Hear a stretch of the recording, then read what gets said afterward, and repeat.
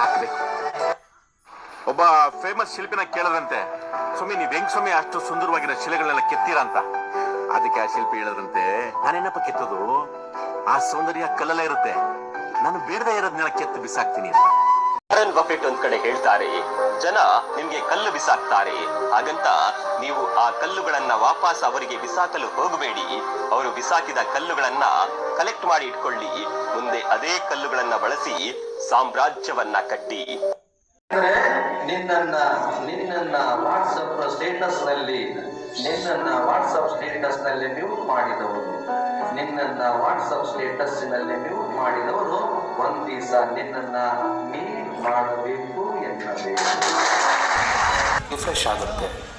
ಯಾಕಂದರೆ ನಮ್ಮ ಬ್ರೈನ್ ನಡೆಯುತ್ತಿರುವ ಪ್ರತಿಯೊಂದು ವಿಷಯಗಳನ್ನು ಮೆಮೊರಿ ಮಾಡಿಕೊಂಡು ಯಾವಾಗ ಬೇಕಾವಾಗ ಯಾವುದೇ ಒಂದು ಪ್ರೋಗ್ರಾಮನ್ನು ರನ್ ಮಾಡ್ತಾನೆ ಇರುತ್ತೆ.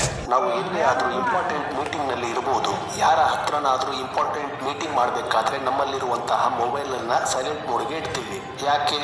ಅದರಿಂದ ಯಾರೂ ಕೂಡ ಡಿಸ್ಟರ್ಬ್ ಆಗಬಾರ್ದು ಅಂತ. ಅದೇ ರೀತಿ ನಮ್ಮ ಮೈಂಡನ್ನು ಕೂಡ ಸ್ವಲ್ಪ ಹೊತ್ತು ಸೈಲೆಂಟ್ ಆಗಿ ಇಡಬೇಕು. ಹಾಗೆ ಮಾಡೋದನ್ನು ಸೈನ್ಸ್ ಆಫ್ ಸೈಲೆನ್ಸ್ ಅಂತ ಕರೀತಾರೆ. ನಾವು ಬೆಳಗ್ಗೆ ಎದ್ದಾಗಿನಿಂದ ರಾತ್ರಿ ಮಲಗುವವರೆಗೂ ಎಷ್ಟು ಹೊತ್ತು ಸೈಲೆನ್ಸಲ್ಲಿ ಇರ್ತೀವಿ ಅನ್ನೋದನ್ನು ನಾವು ವಿಚಾರ ಮಾಡಬೇಕು, ಆಲೋಚನೆ ಮಾಡಬೇಕು. ಅದಕ್ಕೆ ನಮ್ಮ ಜೀವನದಲ್ಲಿ ಡೇ ಟೈಮ್ನಲ್ಲಿ ಸ್ವಲ್ಪ ಹೊತ್ತು ಸೈಲೆನ್ಸ್ ಆಗಿ ಇರೋದಕ್ಕೆ ನಾವು